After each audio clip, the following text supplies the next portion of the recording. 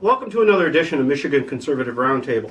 Today we are going to talk about things we're intolerant of. We on the right are always accused of being intolerant. Well, we all know, anybody watching this channel certainly knows, the intolerance is all on the left. It's not on the right, it's on the left. Boom. I agree. So the first thing we're intolerant of is sacred cows. The people you dare not criticize. Cannot criticize gays, transsexuals, if I'm using the right term there, yep. blacks, beyond criticism, women, progressives, Hollywood, teachers, immigrants, and the mother of all better not say anything about Islam. So in regards to gays, my personal feeling is live your life as you live it, and it's between you and God. It's not for me to judge. I'll take that one. I have no moral problem with don't ask, don't tell. I know that's way in the past right now, but I have no moral problem with it. Yeah. You mean in regard to the military or in general? Okay. In general. If you're going to live your life the way you want to live your life, but behind closed doors and closed curtains, I'm not going to go out and condemn I've you. never walked up to someone in a mall who's never seen me before, knows nothing about me, and say, "Hi, I'm Mike. I'm a heterosexual."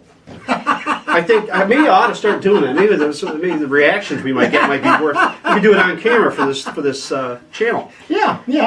Blacks, beyond criticism. You don't say anything about blacks, or you're a racist. Other than Ben Carson. Yeah, that's right. Well, blacks who don't fall in line and don't stay on the Democrat plantation, well, they're fair game. They're Uncle Toms. They're sellouts. Yeah. This is nothing new. We've heard this for years. Go down the list. Hollywood. Why is their opinion any better than anyone else's? So if you criticize them, I mean, I remember years ago that Jessica Lange testified in front of Congress about the farming issue because she played a farmer in a movie. Yeah. Well, it's like saying I read a book about farming. So I've never been on a farm, never seen a farm. Yeah, but I read a book about one. Yeah, so. I'm thankful for the farmers, but I don't pretend to know anything about farming. Right. But they grow it, I eat it. Yeah, exactly. Quite a bit of it too, I might add. Yeah, both of us. Right. Both yes. of us. But I'm going to tell you something else too about the Hollywood thing that really rankles me is that they've pledged not to film in Georgia anymore now that there's the heartbeat law severely restricting abortion. But they filmed in all kinds of places that restrict abortion even more so than Georgia does. Yeah, that's right. Just sheer hypocrisy. They ever film in the Middle East? Yeah. Well, Game of Thrones, I don't remember Sophie, one of the actresses. Where did they film the bulk of Game of Thrones, my understanding, is in Northern Ireland. Which banned. is very, yeah. It's banned. It's not even but did you go to the Northern Irish and say, I'm not going to film there? No. And you're getting to the core of the problem. It's really about being anti-American. Boom. And immigrants. Anyone who comes here, they're beyond criticism. Yeah. No matter what they do. Yeah. So if they come into the country illegally, and I'm going to separate immigrants from illegal immigrants. Yes. People who, it's like the difference between a burglar and a guest. Yeah. In my mind. Yeah. So they're beyond. If you say, hey, you really ought not do that, you ought to come in the country legally, well, now I hate Mexicans or Guatemalans or whoever, Latinos. That's just nonsense. Well, I'll tell you what. I appreciate anybody that genuinely wants to come to the United States, to America, for a better life. By the same token, I don't see where I'm obliged to take their word for it. Right. It's perfectly okay to check into their background as much as we can, Right. And did they have any responsibility in the making of their country being so bad they want to leave? Exactly. And that part could be just sheer apathy. Yeah. And God knows we don't need any more apathetic people in this country. I don't care. We're intolerant of the communist. Yeah. I can't stand a communist. I'm all behind the only good communist is a dead communist. It was said in the Kill a Commie for Mommy was a big thing. I remember that phrase, yeah. Socialist, no different. Oh, yeah. Which kind of gets us into another sacred cow that we're not supposed to go over. We're not supposed to say anything about Venezuela. Right. And what put Venezuela in the position it's in? Socialism. But we can't say anything. And it did it damn quick, too, I might add. Oh, my God, yeah. Very short time. 10 years ago, they were talking about Venezuelans. Oh, that's great down there. They're only paying 19 cents a gallon for gas. Well, wow, look what that 19 cents a gallon cost you in the long run. Can you imagine if we only paid 19 cents a gallon for gas? People would be cleaning their windshields with gasoline.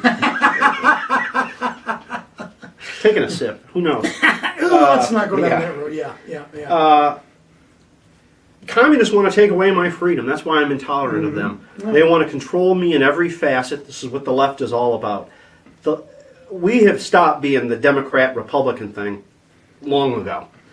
This is about freedom and servitude to a world communist state. There's only one thing stopping the world from being a communist state today, and that is the United States of America. And the patriots that live in this country that want to preserve that freedom and liberty for not only ourselves, but for the future generations. Well, Europeans want us to become Europeans, but look at what's going on in Europe. Yeah.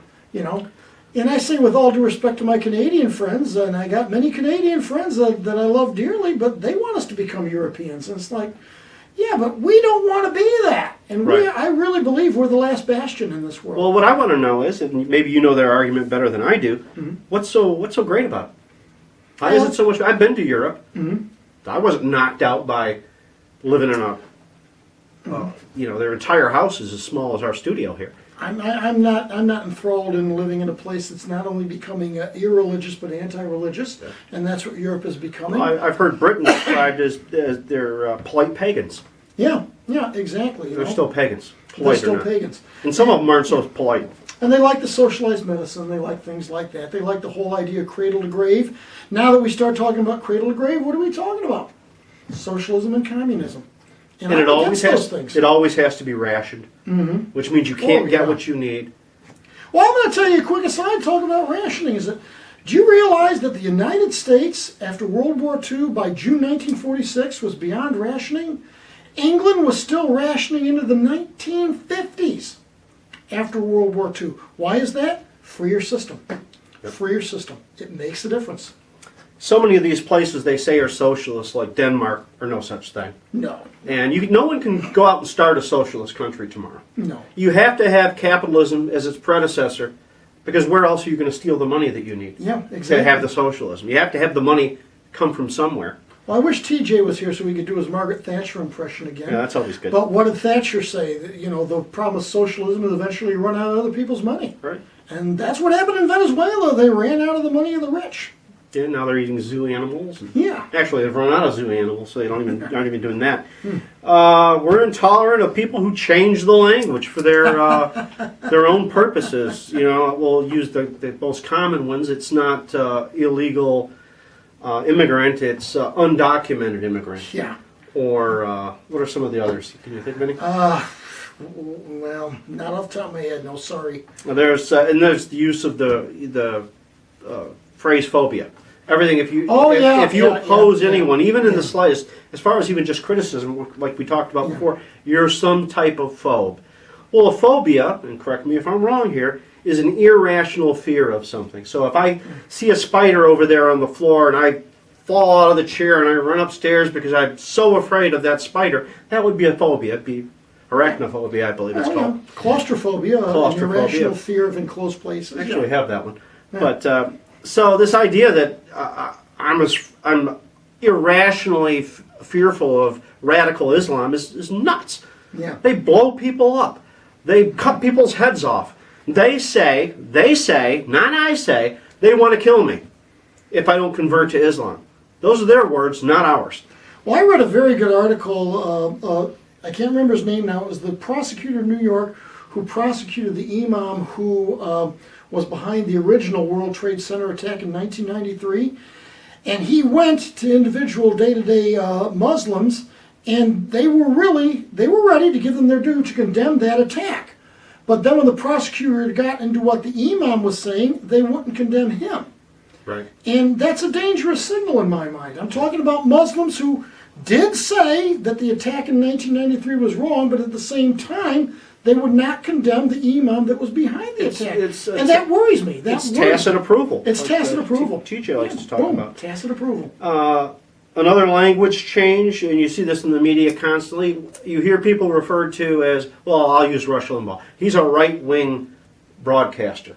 Or this guy is a right-wing Republican. Or right-wing this, right-wing I never hear the term left-wing. Yeah. And if there's a right-wing, there's obviously a left-wing. Yeah. Is Rachel Maddow ever called a left-wing journalist? No. Not that I've heard. I don't believe anyone would call her a journalist. Chris Matthews? Yeah, well, there's that too. Yeah. Yeah. He's a clown. Yeah. This is a personal one for me. I don't know how you feel about it, but I'm intolerant of people who suffer from ingratitude. We live in the greatest country on the face of the earth in the history of mankind, and people want to give it away because they don't appreciate it. They think the grass is greener somewhere else and that we can do better. Yeah. And I look at America like this. When you read the preamble to the Constitution and the Declaration of Independence, there's a lot of promise there. And some people will tell you today that we've failed in that effort. We just haven't succeeded in that effort yet. Yeah. There is still an opportunity for every man, woman, and child to be born equal. We don't stay equal. That's a fallacy. No. And the thing is, I hate the term evolving, but we are evolving. We're better off than we were when those words were originally written. And extrapolating beyond that, we're healthier than we were 100 years ago. We've got more money than we had. And I'm talking about as a group. There's always going to be exceptions, but there are fewer poor than there were 100 years ago. I mean, we're better in so many ways than we were 100 years ago, and people don't appreciate it. Well, you'll remember when we were youngsters, a common phrase was, "You need to eat that because the kids in India don't have anything." Yeah. Capitalism has saved hundreds of millions of people in India today. Yeah, absolutely. So ingratitude is a big one for me. Yeah. I'm intolerant of selfishness, and there's two things that come to my mind, and they're both propagated by the left, and that would be abortion, the greatest selfishness, that you would kill another human being for your convenience, or really for any reason other than your self-defense, and suicide. Yeah. That is the ultimate next, right beneath abortion, in selfishness, because, and I do understand very often the people who commit suicide are not thinking correctly, and their mind is not right. So that much I'll give anybody. But but that doesn't change the objective judgment. Right.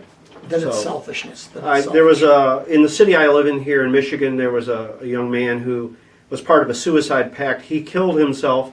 The other person in the pact did not, thankfully. Yeah.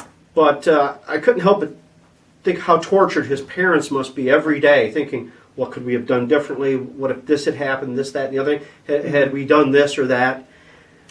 And the act of selfishness there to put those people through that, and I'm sure it'll be every day the rest of their life. Oh, absolutely. I can't imagine how they could even think of anything else for a long time. Well, I mean, speaking as a parent myself, and all of my children are adults, if something unfortunate, even before suicide, if something unfortunate happened to them, that would haunt me.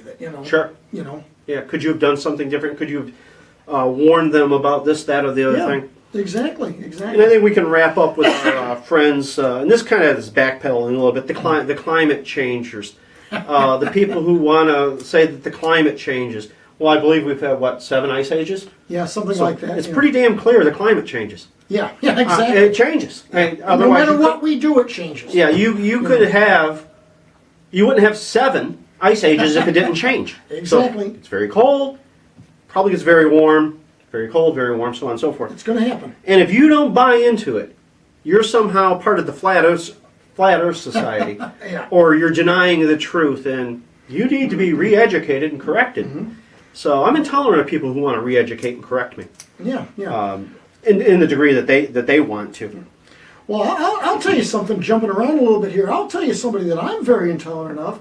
I'm intolerant of the people who preach tolerance but won't tolerate me. Right. And I'll be very blunt about that. And my progressive friends out there, you know who you are. You know who you are. And I'm very intolerant of that kind of attitude. Name names. I'm going to be courteous and not do that. Oh, but I guarantee you, I can name names. I can name you 10 people I could too. that I'm good friends with, but are of the progressive bent, and they basically invited me to not participate in their Facebook pages. I've spoken to that before right here in the MCR. I'm very intolerant of the people who preach tolerance, and they don't really believe it, and that's what we're dealing with. And I think with that, we'll call it a day. I hope you enjoyed this segment. Please subscribe. We're sitting at about 181 subscribers, looking for more all the time. Help us spread the conservative message. As we like to say on the Michigan Conservative Roundtable, be safe, watch your 6, and don't tread on me.